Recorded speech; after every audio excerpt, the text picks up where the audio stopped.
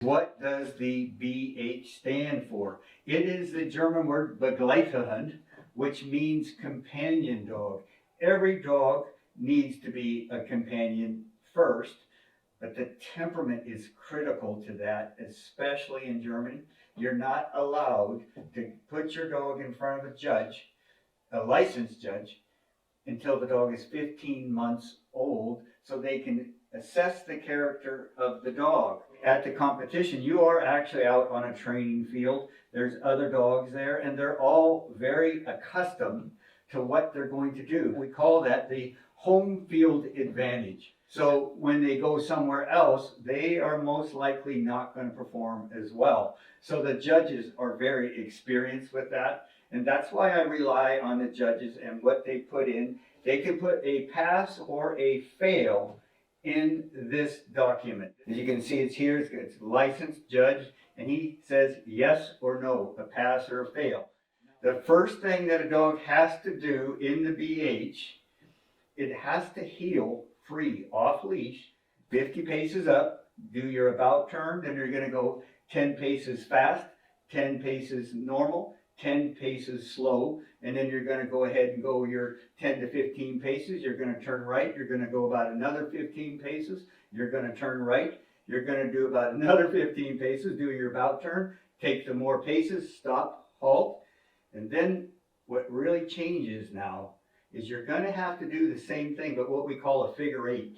You're going to go through 4 people that are moving slightly, and the dog cannot be nervous, cannot have any reaction whatsoever if there's people or not. That's just the first exercise. That's worth 10 points. Then the next one is what is called the sit out of motion. You're going to go 10 to 15 paces. Tell your dog sit, and here again is critical. The judge is looking to see if there's handler help. Handler help is simply helping the dog to sit like this. That is faulty. You can still pass, but we prefer dogs that are listening. So the language is more important, what they hear in all of these exercises. So when your dog is not looking at you, you are sure that the dog does understand you. So you say sit, you go 20 paces, turn around, wait, the judge tells you to go back, and now you got the down with recall. Same thing, 10 to 15 paces. You're going to down the dog and not do anything physical for that.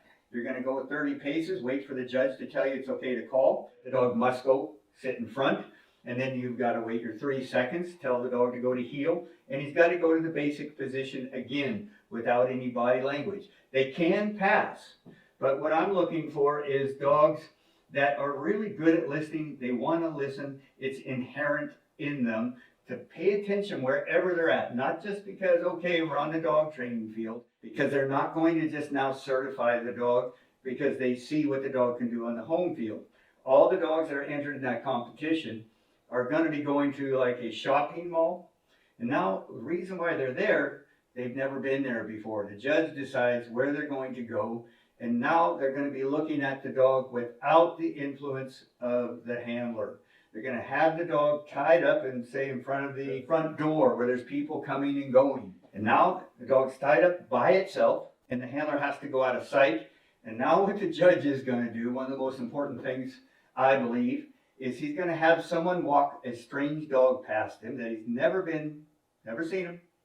And the dog's going to have to walk by him within 3 feet. And the dog now, by itself, has to make a decision. If the decision is aggression or if it's avoidance, it automatically fails. They're looking for dogs to be neutral in neutral situations. It's the same thing then when you have a jogger going past, somebody on a bicycle, and of course, all of these things you may not see in your daily activity, but the judge would actually lose his license if he passed dogs that had temperament faults. And since you don't get a chance to see your dog, is, you know, the thing is, I've been getting the same dogs now from the same regions, from the same people. And I still always make sure that a licensed judge has evaluated the dogs and to be sound, sure, steady, and that they're trustworthy when they get off the plane. You already know what you've got. You know that they're going to be okay, that they're going to shake it off and say, okay, where am I? What should I be doing? but they're looking for the handler contact. That's so much that goes into just the begleithehund.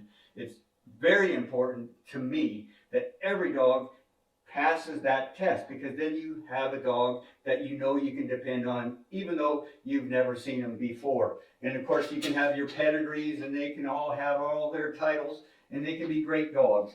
But this particular dog, any dog that you are going to get from here, is going to have that begleithehund, the BH title. So you have a real good idea what the dog's going to be like, and of course from a very experienced judge. But again, the most important thing is make sure the dog has the BH degree.